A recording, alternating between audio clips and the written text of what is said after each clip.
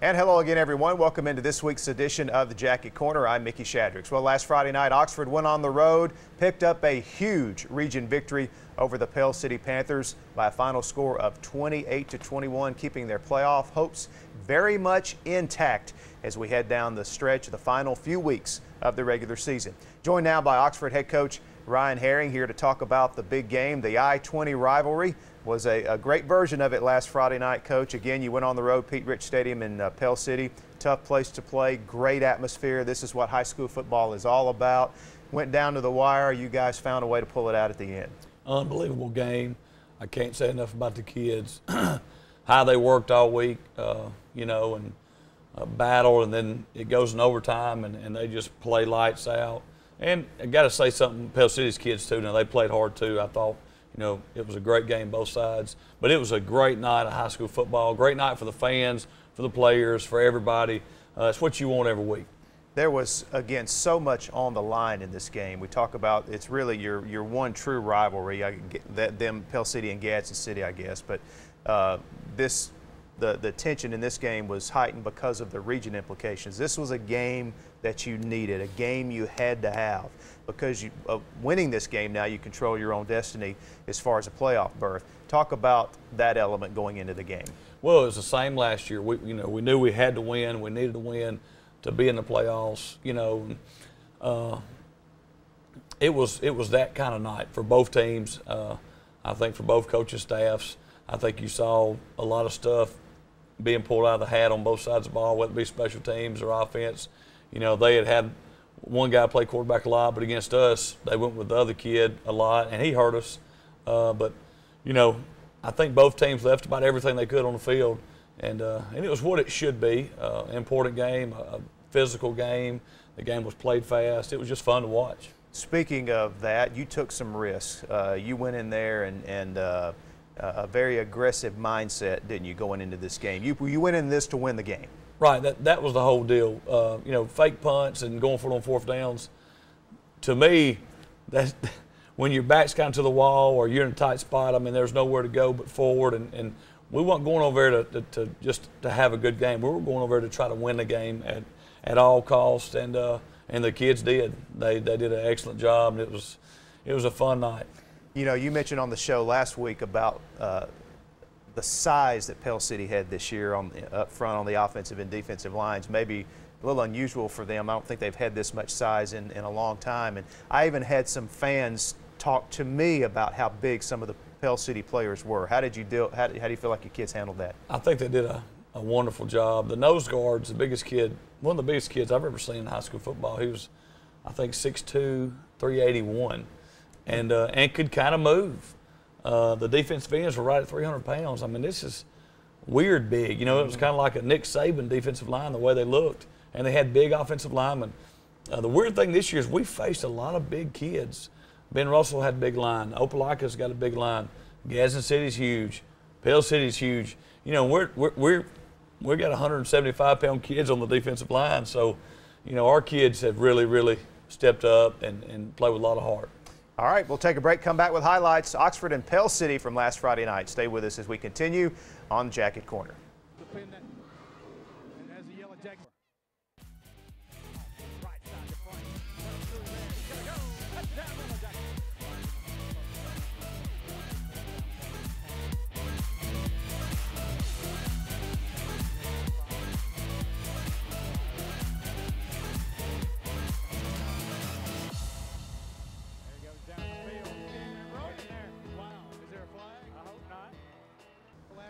And we're back on the Jacket Corner. Oxford coming on the field at Pete Rich Stadium last Friday night. Coach, interesting first half. No points in the first quarter, then a lot of scoring in the second quarter. Yeah, both teams really didn't get much going in the first quarter. There's some good defense right here. We get on a fumble. I think that's Josh Thomas.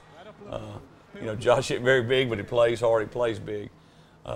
There's Birdie right there hitting it to Q Mason, doing a great job right there running. Good job blocking downfield by Jacoby McClendon. Jacob Sears has punted great all year. I don't know if a lot of people realize it, but I mean, anytime we have punts, we got to get them down inside the 20. He always does a good job of getting it. Here we are right here on defense, looking good, playing hard as Kenny Britt hitting somebody. They got in the wishbone right here on fourth down, and tried a little misdirection right there, and we sniffed it out. Great job by Jordan Swain right there. Just playing hard right now. Both teams are playing hard. There's Brody right there on a little zone read. Does a good job blocking with the offensive line. Here's Brody. Got a lot of time to throw. This is a rare time. A lot of time right here. Hits Q Mason again right there. Good job by Q Mason. Anytime we catch balls, we're happy. You know, we've had so many drops this year. Here we are pitching it to Trey Franks. We get a little bunch set over there and get everybody blocked up, and Trey does a good job of finding the seam and going to score. So 7-0 right now. Quarterback right here. They get us blocked up, and we just can't get to him right here. And that kid's a good athlete. He's similar to the guy that Ben Russell had, I think, not quite as fast. But we just don't do a good job of fitting up the run. They just run a kind of a quarterback power right there. And, you know, we just not where we need to be, and they get us blocked up real well. There's Jaquay Calhoun with a good run right here. You know, Jaquay's a sophomore. I think he's going to be a real good player for us in the years to come. Here's a pitch again to Trey Franks. He barely catches it, but he does catch it and goes a distance. Kind of the same play, a little bunch set, toss it to him. So real happy for Trey. Trey's been a just weight room warrior ever since I've been at Oxford. He's been impressive, a hard worker. They tackle a lot of Gates right there, but somehow they don't see it. But a great job right there by Titus Lindsay, ninth grader, making the tackle. Here we go again. We're just having trouble stopping quarterback runs. I know people don't think we work on it, but we work on it pretty hard during the week. We just don't do a good job on Friday night. And there he goes, bust out again. And you know, once people break on us, they kind of usually go all the way. But like I was telling you earlier, you know, we've got 3 sophomores and 1 freshman in the secondary. So, you know, I think we're getting about as much out of them as we can get. Here's a good job by Jacob Sears right here on the kickoff return. Looks natural right there. But it's 14-14. We got the ball. Pretty much all day to throw right there. Great protection right there. Justice Smith makes a great tackle. Thought he hurt his ankle. Here's a fake punt right here. We act like we're going to run to the right, and we do a little throwback to the snapper right there, to Brody Sire. I told somebody the other day that Brody might be our best receiver, but he's also our quarterback, so he don't get to catch it much. But, you know, I knew when he threw it over there, if there's any way possible Brody could catch it, that he would. Their size doesn't really help them on pass rushing, does it? No, that nose guard weighing 380, there's Jaquay knocks him down right there, but just an unbelievable job by Brody. I mean, I think the play took like 28 seconds to run. Brody finally just got in the end zone. I told Brody's daddy, we're riding him like a horse. I just hope we can keep him healthy. There you see the halftime score, 21-14. All 5 of these touchdowns combined by both teams scored in the second quarter. That was one of the gutsy calls you made there on the fake punt that enabled you to finish the half, score that go-ahead touchdown, take that momentum into the locker room. That's a big turn of events right there.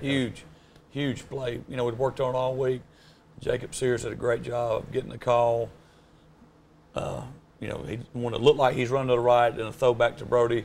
And we lined up the 2 guys on the side of Brody behind the line. That way Brody would be eligible. You know, people aren't going to cover a snapper usually on a fake punt. Most people don't even touch him anyway. And then we throw to him, and it was a good throw, a great catch, and that was momentum. In a game like this, you've got to pick up somehow, and it may be special teams or a trick play on offense, whatever, but we needed that something extra, and that play gave it to us. All right, second half highlights coming up, but as we go to break, Sound of Champions, Oxford High School Marching Band, and their performance last Friday night.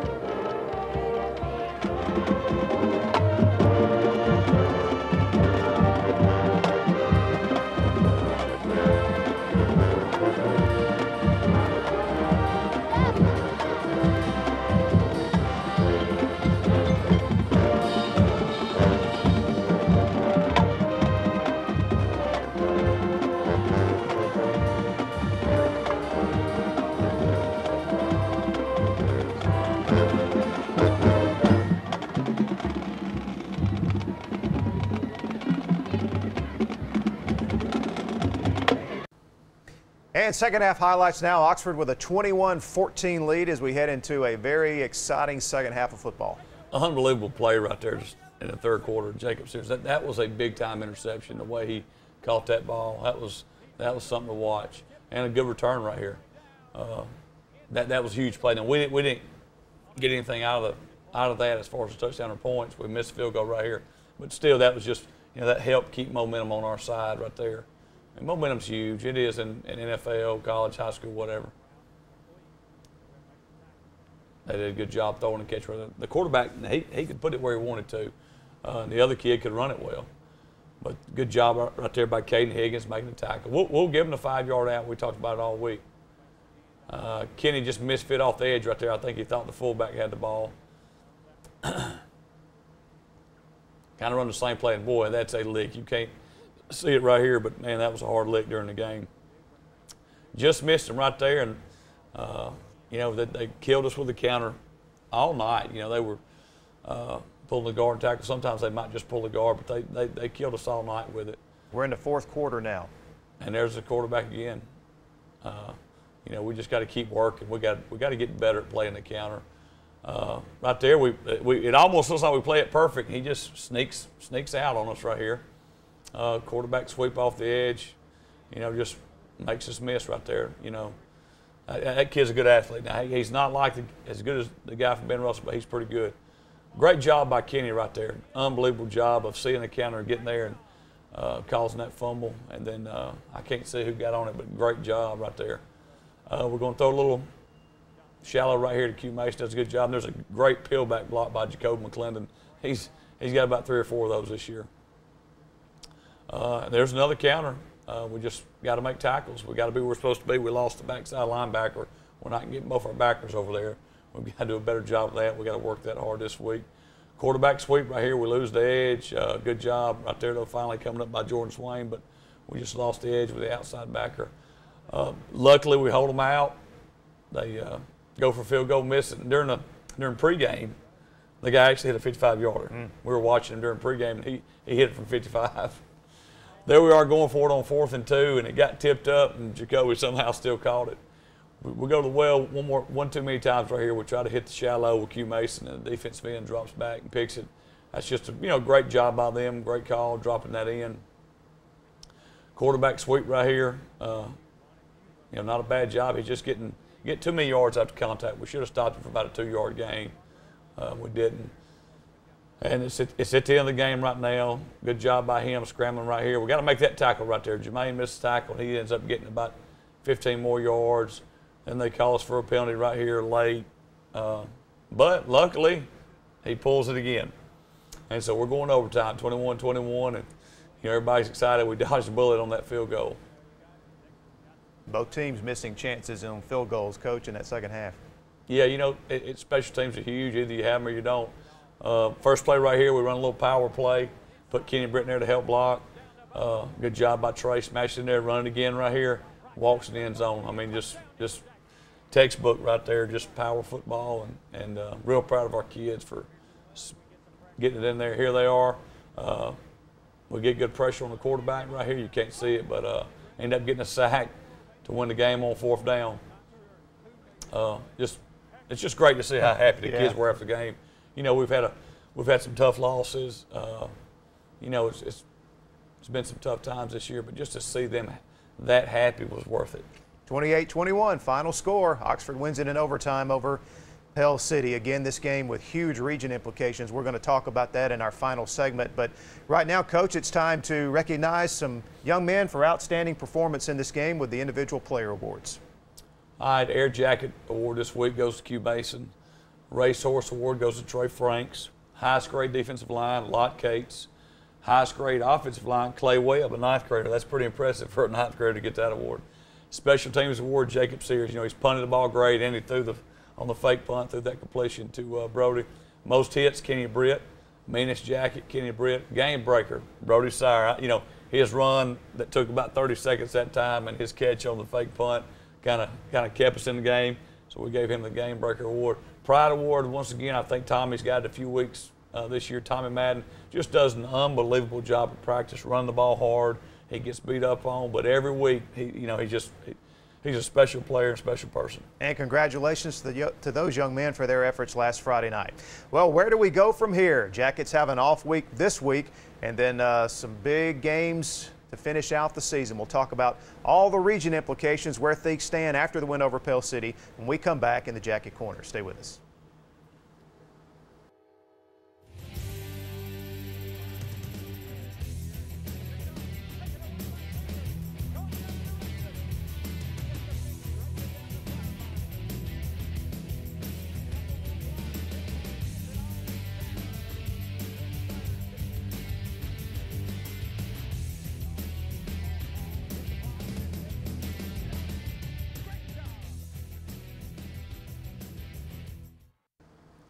And we are back in the Jacket Corner. There's a look ahead to the Yellow Jackets' next game, which is not this week. Oxford is off this Friday.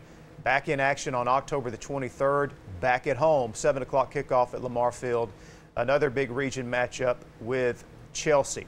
Now, after the win, we told you the win at Pell City was huge. Let's take a look at the 6A Region 3 standings. Again, Opelika at the top of the heap there with a 5-0 region mark. Then you have Ben Russell. Looks like they're pretty secure as the second seed, but then that's where things get interesting. You've got Chelsea, Valley, Oxford, and Pell City all grouped there between 3 and 6. But Coach, there's you and I talked about this before we started taping the show. There's a lot of things that are going to happen in this region in the next 2 to 3 weeks.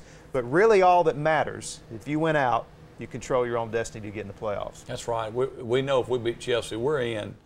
100% we're in. And if you don't beat Chelsea, then certain people got to win, lose, and all that to be in the playoffs. I think Opelika and Ben Russell, it's pretty much they're going to be 1 and 2, and then everybody else is fighting for 3 and 4. And it's kind of like last year. The same thing happened last year. Those two were 1 and 2, and everybody's fighting for 3 and 4. Last year we ended up getting the 3rd spot, and Pell City got the 4th spot. Chelsea and Pell City play this week, so we're open, so we'll get to see that game, and that'll kind of tell us how things are starting to shape out. Yeah. We mentioned you're off this week. We're taping this show on Tuesday, so the kids are off Monday. I think they're off today. How will you handle the rest of the open week? We'll practice Wednesday, Thursday, and Friday in the mornings, and really just try to look at Chelsea. And the big deal is we've got a lot of time to prepare for them. So we need to know what they're going to do. All the time, any formation. We need to know all their tendencies, and we need to be able to work on it and put together a good game plan, and Friday week go out there and play a good football game. This is again, Pell City was a huge game. This in its own right is a huge game. Having the extra time to get ready for this one, I'm sure that has to be an advantage for you. I think right now, having such a young team, I think having some time off to let some people heal up and rest is probably even more important than being able to prepare for Chelsea. Our kids needed a break. We basically you've been grinding out for 11 to 12 weeks nonstop, and so this break came at a great time right after a huge win against Pell City. So, the rest is what I like more than anything about it. What type of team does Chelsea have? I know you'll learn a lot about them over the next several days. You're going to go watch them Friday night. What do you know about them at this point? Well, I know they played Opelika a close game, and so that was impressive because we know what kind of talent Opelika's got, and I think maybe the final was 33-25 or something. But it was a close game. I think Chelsea had a lead in the 3rd quarter, so that right there told me that they've got some players. And I think they've got most everybody back from what they had last year. Got a fast quarterback, 2 good running backs, and a real opportune, quick, tight defense. And the guy over there does a great job. His name's Coach Elmore. His dad was the coach at Fort Payne for years, Jerry Elmore. So he's doing a great job over there. All right, that'll wrap up this week's program. We will not be with you next week after the open week. We'll be with you 2 weeks away after Oxford's game with Chelsea, and of course stay with you for the rest of the season. So for Coach Harry, Mickey Shadrick saying so long. Thanks for joining us this week, and we'll see you again in 2 weeks right here in the Jacket Corner. Last week to defend that, and as the Yellow Jacket. Toss sweep right side to Franks. Burst through there. He's going to go. Touchdown. Looking fire. Take off now. Down the field. Get in there, bro.